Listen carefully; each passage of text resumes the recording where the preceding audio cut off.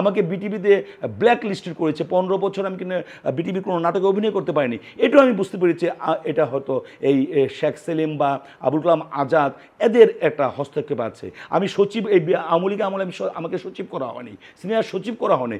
এখন বুঝতে পারছি যে এটার মধ্যে তাদের হাত ছিল। শেখ সেলিমের সাথে কী সম্পর্ক এটা আপনারা আমার চেয়ে ভালো জানেন। আর আমার কানে এসেছে যে শেখ সেলিম চাচ্ছিল যে নিপুণ যেন মহিলা কোটায় এমপি হতে পারে, মানে মহিলা সংরক্ষিত আসনে। এটা করতে হলে নিপুণ কিন্তু প্রধানমন্ত্রীর কাছে তৎকালীন শেখ হাসিনার কাছে কিন্তু ততটা গ্রহণযোগ্য বা পরিচিত ছিল না। তখন তাকে যদি চলচ্চিত্র শিল্পী সমিতির সেক্রেটারি করা হয় তাহলে চলচ্চিত্র দিবস বা বিভিন্ন অনুষ্ঠানে শেখ হাসিনাকে নিয়ে আসবে এফডিসিতে, তখন সে ঘনিষ্ঠ হবে, তখন তার নাম যখন বলবে তখন সহজেই নিয়ে নেবে, হ্যাঁ মিডিয়া থেকে একজন ব্যক্তি। এবার যেমন ফেরদৌসকে নিয়েছে তখন হয়তো নিপুণকে নিত সংরক্ষিত আসনে, এবার যেমন শোভনা মুস্তাফা বা অন্য কাউকে নেওয়া হচ্ছে, লাকি নামকে নেওয়া হচ্ছে এক সময়, এরকম নেওয়া হতো এই উদ্দেশ্যে। এবং তার সম্বন্ধে অন্যরকম কথা আছে, ওটা আমি জানি না, ওটা আপনারা ভালো জানেন। এবং সে এই কারণেই আমাকে দিয়ে এটা কাজ করার চেষ্টা করেছে। তো না, সম্পর্কের ব্যাপারটা আমার চাপড়ায় জানেন, আপনাদের কাছ থেকে শুনেছি। আপনারা বলেছেন তার ছত্রছায়ায় সে টিউলিপ নামে একটি বিউটি পার্লার বা মেসেজ পার্লার আপনারাই বলেছেন যে মেসেজ পার্লারে কোনো বৈধ কাজের সাথে সাথে অবৈধ কাজ করতে হয়। মিডিয়ার লোকই বলেছে যে এই টাকার উৎস শেখ সেলিম, এই মিডিয়াই বলেছে যে শেখ সেলিম সাহেবের টাকায় উনি বিদেশ যান, তার মেয়ের লেখাপড়া। এটা আপনাদের কাছ থেকে শুনেছি, কিন্তু আমি দেখেছি কোনটা আমি এ সম্পর্কে বলতে পারবো না। এই সম্বন্ধে যে প্রমাণ চান আমি প্রমাণ দিতে পারবো না, কিন্তু আমি একটা প্রমাণ দিতে পারবো। ওই সময় যে আমাকে অনেকবার টেলিফোন করা হয়েছে, ওই সময় কল লিস্ট পর্যালোচনা করলে দেখা যাবে যে হ্যাঁ টেলিফোন করেছে। নিপুণ যে আমাকে টেলিফোন করেছে, কল লিস্ট পর্যালোচনা করলে কিন্তু দেখা যাবে সে আমার টেলিফোন করেছে। সে যে আমাকে একটা SMS দিয়েছে যে আমার নষ্ট হওয়া 16টি ভোট আমার পক্ষে কাউন্ট করে দেন, সেটা আমি মেসেজ দেখাতে পারবো, কিন্তু তার সাথে কি সম্পর্ক ছিল অবৈধ বৈধ সে সম্পর্কে আমি কথা বলতে পারবো না। তবে আমার কি ক্ষতি হয়েছে, এই পরিবারের সাথে কেন জানি আমি যোগসূত্র পাচ্ছি।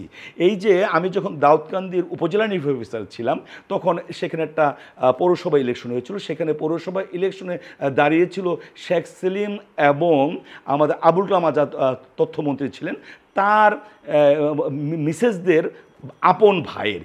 সেখানে তাকে আমার পাশ করানোর কথা বলা হয়েছিল, কিন্তু আমি পাশ করতে পারিনি, কারণ আমরা তো পাশ করাবে হলো ভোটার। সে বলছিল মানে রেজাল্ট পরিবর্তন, সেটা আমি জীবনে কখনো করিনি। আমি যখন ডিসি ছিলাম, ইউনো ছিলাম, আমি রিটার্নিং অফিসার ছিলাম, তখন কিন্তু এসব করিনি।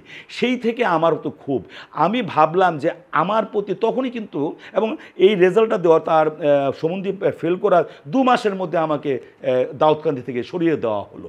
এবং সেখানে এমন একজনকে আনা হলো যে শেখ সেলিমের সে অনেক সময় সঙ্গী নাকি, রাতের সঙ্গী, বনমালী ভৌমিককে। এবং বনমালী ভৌমিককে সে কি পুরস্কার দিল, 2টি জেলায় তাকে জেলা প্রশাসক করেছে।